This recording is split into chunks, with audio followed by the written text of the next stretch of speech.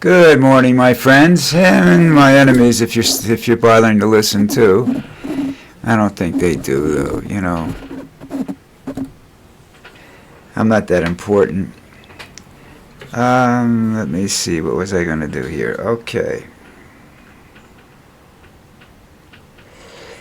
First up, Trump's been touting this 17 trillion investment done by other countries, and that's a false.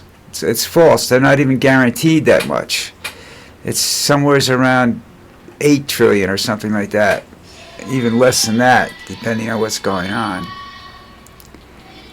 And that's Donald for you. Let's see how much I can lie, and then the people will actually listen to me. Isn't that stupid?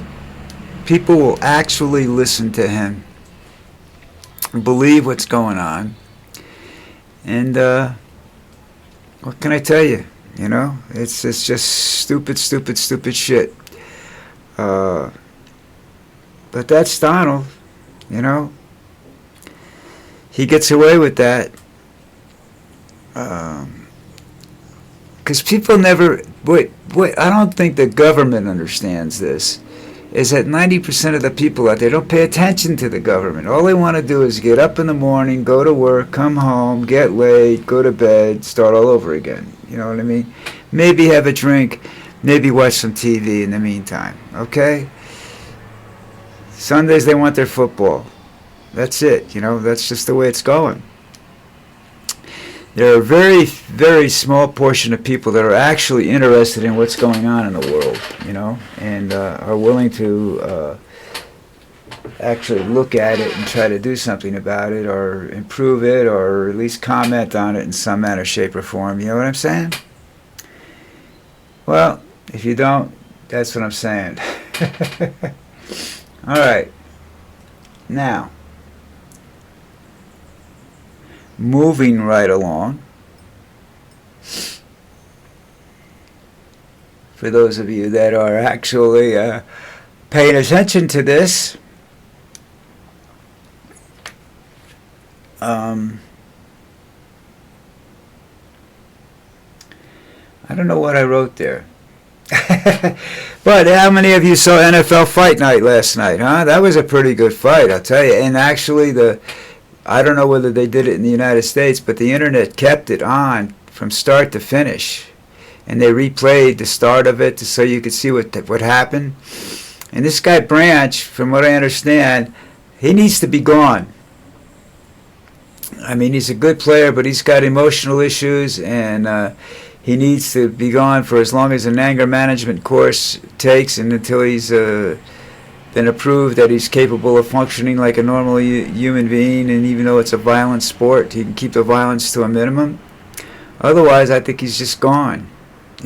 Fines don't seem to be doing him any good. I think you should take that money and, like I said, make him pay for the anger management course. Find a good one. Get him enrolled in it. Make sure he attends every class. Make sure it's no bullshit. Because if he comes out of that and does it again, then he's just banned for life. That's it, This is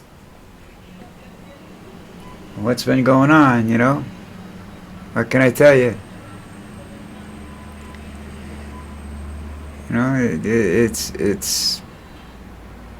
It was surprised the hell out of me because there were a lot of people. Andy Reid actually tried to came out and got involved in it, and he can't move fast enough to duck a butterfly. You know what I'm saying? An equal in a fight with him would be a what do you call it? Snail.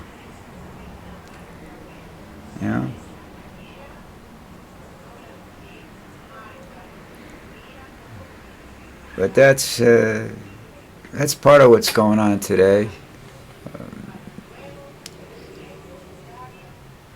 Big stories, small stories, but it's all about the same thing, We have here nothing really. Okay, let's go here. But the thing with The hostage families are reuniting as Trump's in Gaza for a summit.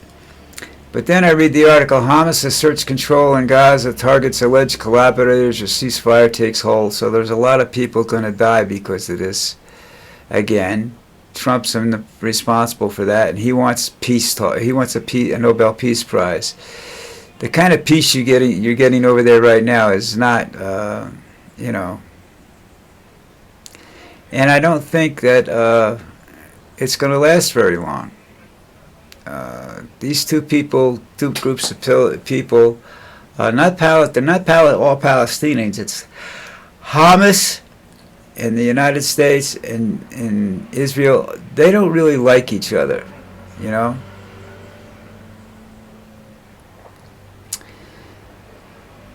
And here's something that that should scare the hell out of a lot of you. The Earth has entered the new reality as it hits climate tipping point. The tipping point is the extinction of coral reefs.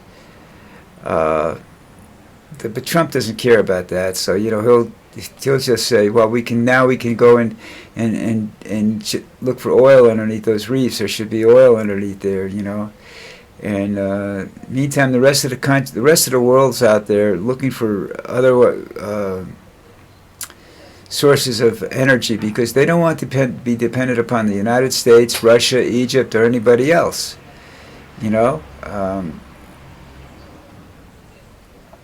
It's just stupid,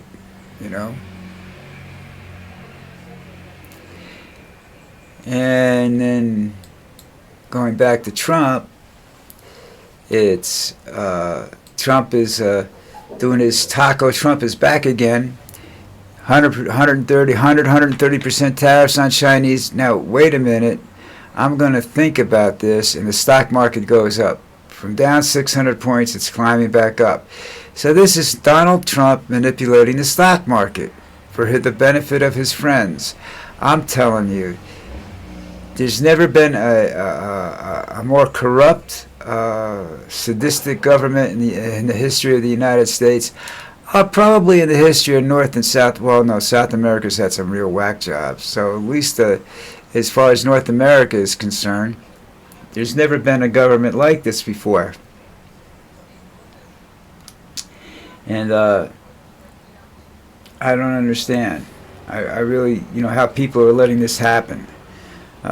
It's not illegal what he's doing, technically speaking, unless he's personally making money from it. And I'm sure his businesses are making money from it.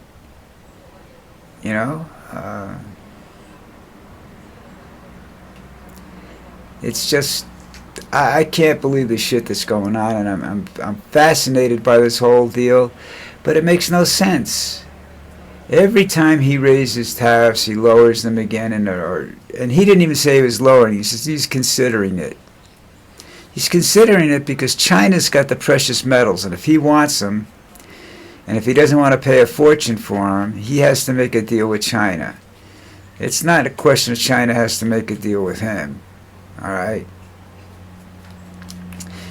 China's a big boy. These are big countries. These are countries that have learned over the years to be independent from the U.S. All right? China sells to the United States. Big deal. There are other countries looking to buy the technology and whatnot that's available in China. And China says, has some sort of proprietary agreements with the United States. If they sell it to the United States, they can't sell it to anybody. I don't know how it works out, but there's some sort of deal with that. And now Trump's just violating the deal, and they're going to screw him.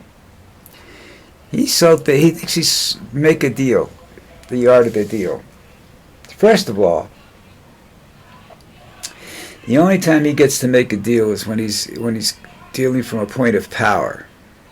All right, this is not he goes into Egypt, and I don't know what he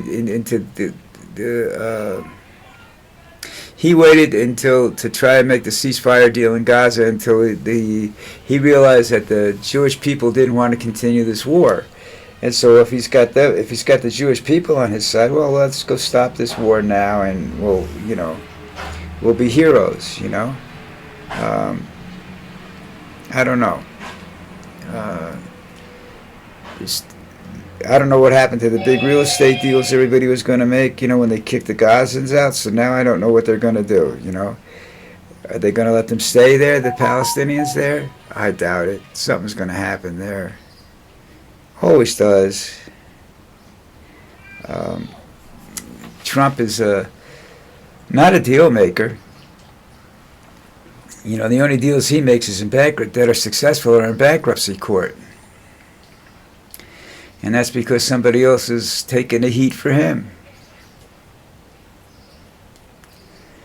So, I don't know what you guys want to do about that or if you're going to listen to any of that, but that's probably what's going to happen. Donald Trump is just going to be Donald Trump, and there's nothing you can do about it. But I agree with Obama's report that he thinks that democracy is fading, and this is fading here fast. Other countries are tightening certain things up, but they're not doing away with democracy. They're not, nobody likes free speech because what they believe in is that the people that are doing this the loudest, speaking the loudest, don't know what they're talking about, and that the government stooges are the ones that know everything, and they're the ones that should be doing it, and they're the ones that should be in charge and everything, so there's that.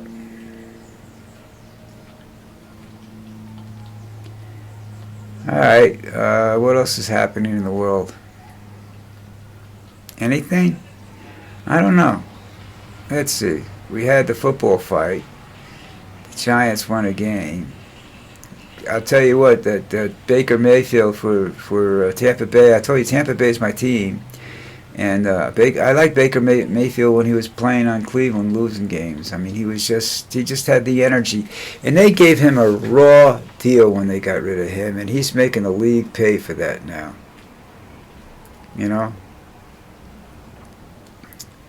It's a shame. They get rid of Daniel. The Giant organization is just really pathetic, and they've been pathetic for years and years and years and years and years and years. Once they learned they could make a lot of money from TV, when they mic'd up Sam Huff, the linebacker, and that's what really put the NFL on the map. So far as a TV entertainment rather than a competitive sport. But they can't, if you look at, and the Jets should do the same thing, all right? The Jets are 5, 6, whatever it is. The only team without a win. I don't know about their quarterback situation, but if you look at the players that are left, you look at Darnell, who's having a great year, had a great year last year, having another good year this year. You look at Daniel Jones, who went from being laughed at as probably he shouldn't have been playing professional football when he left New York, to being 5-1. Come on, gang. Isn't that telling you something? Isn't somebody getting upset about this in the Giants organization? Your head coach sucks. Before they got Daniel Jones and whatnot, when they were back with Eli Manning, I used to look and I said, Parcello's the only one that ever brought any kind of imagination to the game, to the Giants. Most of the rest of the time they were of the Lombardi type coaches that came in and said, okay, you run the ball, pass. Predictable. They knew what you were going to do. The defenses played to that. When the Giants' offensive line was spectacular, it worked. When the Giants' offensive line went back to being average, it didn't work. And nobody understands that. It's like watching the Eagles, all right? Nobody can figure out what happened there. Just one game is pretty much the whole season. The last game they played, they come out against the Giants. Barkley runs for 30 35, 36 yards in the first two plays from scrimmage. And then he's nothing. They start stopping him at the line of scrimmage. Because the blocking isn't there. What happened? They go on vacation, they take a leave, they out to lunch, it's a coffee break, what? This is so stupid. People don't see that. And they say, oh, this is really a competitive game. When I saw that they started allowing gambling into that the players could bet on other things other than football, and that the gambling started sponsoring teams and stadiums and stuff like that, I understood right away. Okay, there's a problem. There's a big problem, and they're not realizing it. They're already talking about two of the biggest sports books causing gambling addiction in young people. All right. Hey, it's Monday. Did you expect me to be happy? Huh? I'm always depressed. I'm depressed on Tuesday, Wednesday, Thursday, Friday, Saturday. I'm not so much on Sunday when I'm watching a game. Actually, yesterday I didn't get to watch too much because I was with family. You got to do what you got to do, guys. You understand what I'm saying? All right, so that's it for me today. So please go hit the subscribe button. Tell your friends, hit the subscribe button. Tell them you can laugh at the fat guy. Every once in a while he says something, that needs to be repeated. So, about once or twice a year I do that, So that's worthwhile. It's just, waiting to see that. The suspense is always cool. All right, so have a good day. Hit the subscribe button. Comment if you dare. And I will talk to everybody tomorrow.